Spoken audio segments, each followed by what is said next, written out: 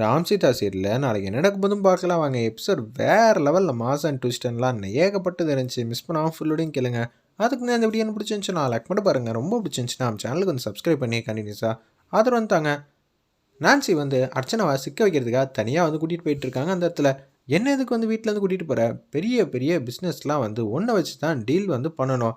நீ தானே அடுத்த மகா, உன்னோட அக்ரிமெண்ட்டில் சைன் போடாமல் எதுவுமே நடக்காது. ஏகப்பட்ட பிஸ்னஸ் இருக்குது, பலாயிரம் கோடி சொத்து, அப்படி இப்படின்னு ஏதோ பேசிகிட்டு இருக்காங்க. அந்த இடத்துல என்ன நீ சொல்கிற, ஒன்றுமே புரியலையா அப்படின்னு சொல்லி கேட்டுட்டு இருக்காங்க. அந்த இடத்துல நம்ம அர்ச்சனா, அவ்வளோ கோடி ரூபாய்க்கு பிஸ்னஸ் பண்ண போகிறோமா, என்ன பண்ண போகிறோம், அந்த கெஸ்ட் எனக்கு தெரிஞ்சவங்க தான், நீ ஏன் மீட் பண்ணால் உனக்கே நல்லா தெரியுங்கிற மாதிரி எக்கு வச்சு பேசி அர்ச்சனாவை சிக்க வைக்க தான் கூட்டிகிட்டு போயிட்டுருக்காங்க. அந்த இடத்துல நம்ம நான்சி, சரி என்னதுக்கு தனியாக கூட்டிகிட்டு போகிற, சுபாஷுக்கு பிஸ்னஸ் ஏகப்பட்டது தெரியும், சேதுராமன்ட்ட வந்து சொல்லியிருக்கலாமே, இன்றைக்கி எல்லாமே நீ வச்சது தான் சட்டம் வீட்டில், அப்படி இருக்கும்போது நீ ஏதாவது ஒரு முடிவு எடுத்தனா மட்டும்தான் உனக்கு வந்து ஃபேவராக வந்து இருக்கும், பார்த்துக்க, அவங்க கமிஷன் தருவாங்கம்மா. கமிஷன் அப்படியா, சூப்பர் சூப்பர், நான் அந்த பிஸ்னஸ் டீலிங் பண்ணுறல ரொம்ப ஆர்வமாக இருக்குங்கிற மாதிரி காமெடி பண்ணிகிட்டு இருக்காங்க. ஒரு பக்கம் காரில் வந்து வந்துகிட்டு இருக்கப்போ ஒரு இடத்துல வந்து நிற்கிறாங்க. 2 பேர் பாடி பில்டர் மாதிரி வந்து நிற்கிறாங்க. எங்கே கெஸ்ட்டை பத்திரமா வச்சுருக்கீங்களே, நீங்கள் முன்னாடி பைக் எடுத்துகிட்டு போங்க, கார் வந்து அப்படியே ஃபாலோ பண்ணிட்டு வருவாங்க, நீ போங்கன்னொன்னே அப்படியே அந்த பைக்கை வந்து ஃபாலோ பண்ணிட்டு போயிட்டே இருக்காங்க. யார் இவங்க, கெஸ்ட்டை பார்க்கணும்னு சொன்னேன், அந்த கெஸ்ட்டை பத்திரமா பார்த்துக்கிறதே இவங்க தான் அப்படின்னு சொல்கிறாங்க. அப்படி யார் கெஸ்ட்டு, ஒன்றும் புரியலையே, போக போக உங்களுக்கே புரியும், மகா இடத்துக்கு வரணும்னு ஆசைப்பட்டீங்களே, அப்போனா எந்த நேரத்துலையும் வந்து சமாளிக்கிற அளவுக்கு திறமை வந்து வளர்த்துக்க வேணாமா, நீ என்ன சொல்கிற, எனக்கு ஆப்பு வைக்க புரியா, சேச்சே, மகா இடத்துக்கு வரணும்னு ஆசைப்படுறீங்களே, அந்த அளவு புத்திசாலியாக இருக்க வேணாமா, என்னது நானும் அப்படி ஒன்றும் ஆசைப்படலையே, ஏய் மனசில் ஆசை இல்லாமையா இருக்கும், மகா இப்போ போயிட்டா, அடுத்தது நீ தானே, அதை வச்சு தான் சொல்லிட்டு இருக்கேன், மற்றபடி ஒன்றும் இல்லைங்கிற மாதிரி நகலாக வந்து பேசிகிட்டு இருக்காங்க. அந்த இடத்துல நம்ம நான்சி வாசலில் வந்து மாதம் வந்து நிற்கிறாங்க. நம்ம ராஜசேகர் ஒரு பக்கமும் ராமோ சம கெத்தாக வந்து வந்துகிட்டு இருக்காங்க. அப்பன்னு பார்த்து வீட்டிலேருந்து செல்வியாக இருக்கட்டும், சீதா, உமா, அப்புறம் சேதுராமன் 4 பேர் வந்து நிற்கிறாங்க வாசலில். நில்லுங்கப்பா, நீங்கள் எதுவும் ட்ரான்ஸ்ஃபர் பற்றியெல்லாம் எதுவும் வாயே திறக்கக்கூடாது, அப்புறம் இந்த கேஸை பற்றி எதுவாக இருந்தாலும் கேட்பாங்கன்னு சொல்லி தான் அந்த இடத்துல வந்து பேசுகிறாங்க. நம்ம ராம், ஓகே ஓகே, நான்லாம் எதுவும் சொல்ல மாட்டேன். அப்பா என்னப்பா உடனே வந்து வீட்டுக்குள்ளே வந்துட்டீங்க, நில்லுங்க, இப்போ எதுக்கு வந்து மாமா சாரை வந்து தடுக்கிற அப்படின்னு சொல்லும்போது வீட்டில் இருக்கிற எல்லாரும் வந்து கிண்டல் பண்ணுறாங்க. ஐபிஎஸ் சாரை எதுவும் சொல்லாதீங்க அப்படின்னு சொல்லி இவர் ஒரு பக்கம் கிண்டல் பண்ணிட்டு இருக்காங்க. மாமா சாருங்கிறாங்க, இவங்க ஐபிஎஸ் சாருங்கிறாங்க, சம காமெடியாக இருந்துச்சுன்னே சொல்லலாம். ஒரு பக்கம் ஆர்த்தி வந்து எடுத்துக்கிட்டு இருக்காங்க. நம்ம சீதா, சென்னைக்கு வருக வருக அப்படின்னு சொல்கிறாங்க. சென்னைக்கு ட்ரான்ஸ்ஃபர் வாங்கினதுக்கு ரொம்ப சந்தோஷம்.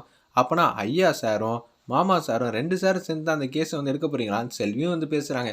செல்வி, நீயுமா, இல்லைங்க இவங்க பேசிக்கிட்டு இருந்தாங்களா, அது எனக்கும் ஒட்டிடுச்சு, 2 பேரோட அனுபவமும் திறமையும் வச்சு ஈஸியாக வந்து அவங்கள பிடிச்சிடலாமே, சீதா வெளியில் வந்து கொண்டு வந்தாலாம்ல.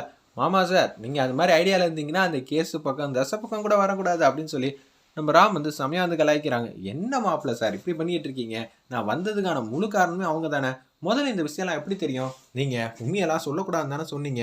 ஆமாம், நான் எதுவுமே சொல்லலையே, ஆனால் எனக்கு ட்ரான்ஸ்ஃபர் வாங்கி கொடுத்ததே வந்து சேதுராமன் தானே அப்படின்னு சொல்லும்போது சிரிச்ச மாமா பேசிட்டு அப்படியே வந்து வீட்டுக்குள்ளே வந்துட்டு இருக்காங்க. ஒரு குடோன் மாதிரி இருக்குது, என்னப்பா ரொம்ப பெரிய பிஸ்னஸ் டீலிங் அது இதுன்னு, ஆனால் இங்கே குடோனில் கொண்டு வந்துட்டு இருக்க, இப்போ இந்த பிஸ்னஸ் டீலில் வந்து கையெழுத்து போடலான்னு வச்சுக்கேன், அவங்களுக்கு மிகப்பெரிய சிக்கலை வந்து ஏற்படுத்திடணும், இல்லாட்டி அவ்வளோதானே, நீயே உள்ளே வந்து போய் பாரு. ஓ அந்த அளவுக்கா, மகாவும் இப்படி தான் அப்பப்போ யோசிச்சுட்டு இருப்பான்னு சொல்லி உள்ளே போய் பார்த்தா என்ன பிஸ்னஸ் டீலிங்னு கட்டி போட்டுருக்க, ஏன்பா அந்த ரோலிங் சேரை வந்து திருப்புப்பா அப்படின்னு சொல்லும்போது கல்பனாவை தான் கட்டி போட்டு வச்சுருக்காங்க. ஏன்னா செஞ்சதெல்லாம் கல்பனாங்கிற மாதிரி தான் இவங்களுக்கு இன்ஃபர்மேஷன் கிடச்சிருக்கு. அதனால தான் ஏய் என்ன ஆச்சு, மகா வந்து இப்படி மாதிரி போனதுக்கு எனக்கு ரொம்ப மன உளைச்சலாக இருக்குன்னு சொல்லி காரில் வரப்ப தேம்பி தேம்பி அழுதுருக்காங்க. அந்த இடத்துல கல்பனா உனக்கு என்னடி ஆச்சுன்னு கன்னத்திலே பொழிச்சுன்னு நான்சி வந்து அடிக்கிறாங்க.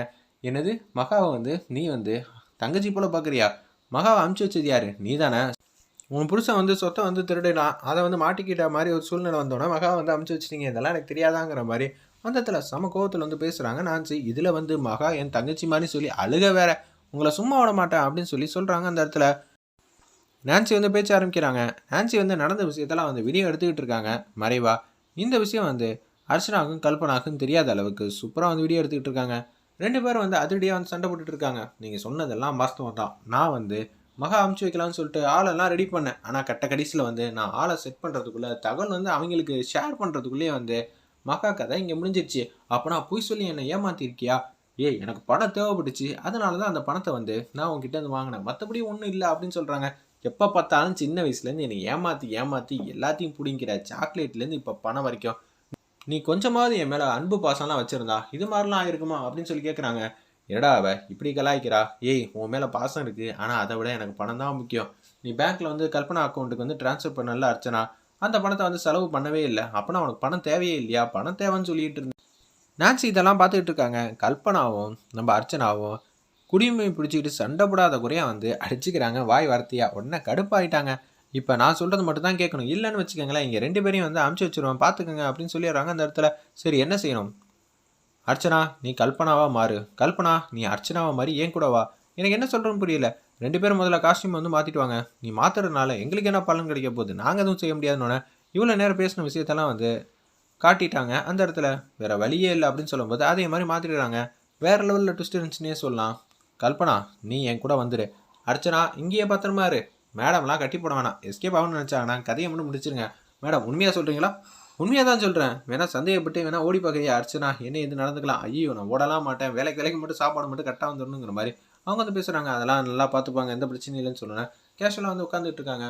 ஒரு பக்கம் காரில் வந்து கூட்டிகிட்டு போயிட்டு இருக்காங்க நம்ம கல்பனாவை. அவங்க எப்போதும் போல கையில் ஒரு பொருளை வச்சு ஊதுன்னு ஊதி தள்ளுறாங்க. இதை பார்த்தோன்னு வந்து என்ன பண்ணுறனே தெரிலங்கிற மாதிரி பேரெதிர்ச்சியாக வந்து இருக்காங்க அந்த இடத்துல. என்னடா அது சட்ட சிக்கலாக இருக்குது, ஒன்றுமே புரியலையே அப்படின்னு சொல்லி திங்க் பண்ணுறப்ப, நீ இதே மாதிரி பண்ணிட்டு இருந்தேன்னு வச்சுக்கியேன், அப்புறம் இதை வச்சே நீ மாட்டிப்ப. நீ கல்பனான்னு தெளிவாக தெரிஞ்சிடும். இதான் கடைசி அப்படின்னு சொல்லும்போது என்ன பண்ணணும்? கல்பனான்னு கூப்பிட்றாங்க. திரும்பி பார்க்குறாங்க. அர்ச்சனான்னு கூப்பிட்டப்ப திரும்பி பார்க்கவே இல்லை. ஏய் முதல்ல நீ அர்ச்சனான்னு நம்பணும். அதுக்கப்புறம் தான் இந்த ஆர்டிஸ்ட்டுக்குள்ளே பர்ஃபார்மன்ஸ் வரும். சரியா? நான் இப்போ அர்ச்சனா அப்படின்னு சொல்லிட்டு அந்த பொருளை வந்து தூக்கி போட்டாங்க. இதனால் எனக்கு என்ன ஃபேவர் கிடைக்க போகுது? நான் வந்து சாட்சி சொல்லணுங்கிற மாதிரி தான் அந்த இடத்துல நான்சி வந்து சொல்லியிருக்காங்க. இதனால் எனக்கு என்ன கிடைக்க போகுதுங்கிற மாதிரி கேட்குறாங்க. உனக்கு சன்மானம் கிடைக்கும் பார்த்துக்க. நான் எடுத்து வச்ச வீடியோவில் உன்னை மட்டும் தனியாக ஃப்ரேமில் வச்சுருக்கேன் பார்த்தியா? நீ தான் செஞ்சேன்னு சொல்லி உன்னை தூக்கி உள்ளே வச்சுருவேன். இப்போ என்ன செய்கிற? ஓகே நான் பெர்ஃபார்ம் பண்ணுறேன், எந்த பிரச்சனையும் இல்லைன்னு சொல்லும்போது திருப்பி இன்னொரு பொருள் எடுக்கிறாங்க. ஒன்று அதை பிடிங்கி தூக்கி விட்டே எறிகிறாங்க. இனிமேல் இதை தொட்டான்னு வச்சுக்க அவ்வளோதான். சீதாவை வந்து மாட்டி விடுற வரைக்கும் நீ எதுவுமே செய்யக்கூடாது, அமைதியாக தான் இருக்கணுங்கிற மாதிரி அந்த இடத்துல பேசுகிறாங்க நம்ம நான்சி. வீட்டுக்கு வந்து மாதம் வந்து இறங்குறாங்க. ஒரு பக்கம் கல்பனான்னு கூப்பிட்றாங்க நம்ம நான்சி. திரும்பி பார்க்கவே இல்லை. ஏய் என்ன திரும்பியே பார்க்க மாட்டேங்கிற? ஆமாம் என் பேர் அர்ச்சனா, நான் கேரக்டராக வந்து ஆகிட்டேன். ஆனால் நீ தான் என்ன நம்பவன். திருப்பி கல்பனா வந்து அந்த குடோனில் இருக்கா. சூப்பர், இப்படி இருந்தேன்னு வச்சுக்கேன் நம்ம ஈஸியாக வந்து ஜெயிச்சிடலாம். கூடிய சீக்கிரம் என்ன செய்யணுமோ அதெல்லாம் சிறப்பாக செஞ்சிடலாம், எந்த பிரச்சனையும் இல்லைன்னு சொல்லிட்டு 2 பேரும் மாதம் வந்து வீட்டுக்குள்ளே வந்து என்ட்ரி வந்து கொடுக்குறாங்க. அப்பன்னு பார்த்து ராமோட 3 தங்கச்சி இருக்காங்களே, அஞ்சலி, சத்யா, பிரியா. அவங்களாம் வந்து பர்த்டே ஃபங்க்ஷனுக்கு வந்து அந்த கலர் பேப்பரை வந்து திருவினா பட்டுன்னு வரும்ல, அதை வந்து அர்ச்சனா மேலே வந்து போட்டு விட்றாங்க. ஏன்னா சுபாஷுக்கும் இன்றைக்கி அர்ச்சனாவுக்கும் திருமண நாள் போல் இருக்குது. அந்த நாளை கொண்டாடுறதுக்கு தான் இது மாதிரி ஒரு விஷயத்தை வந்து கிராண்டாக வந்து கொண்டாடிட்டு இருக்காங்க. ஆனால் இதை பார்த்தோன்னு வந்து என்னது பிறந்த நாள் இல்லையே, நாங்கள் 2 பேரும் ஒரே நாளில் தானே பிறந்தோங்கிற மாதிரி திங்க் பண்ணுறாங்க அந்த இடத்துல நம்ம கல்பனா. ஆமா வாமா நீ அப்படின்னு சொல்லி அந்த இடத்துல பார்த்தோன்னே, ஐயோ திருமண நாள்னு போட்டிருக்கே, இது சரி வராதே ஆனிவர்சரி டேனா அப்படின்னு சொல்லும்போது சுபாஷம் வந்து அர்ச்சனா பக்கத்தில் வந்து நிற்கிறாங்க.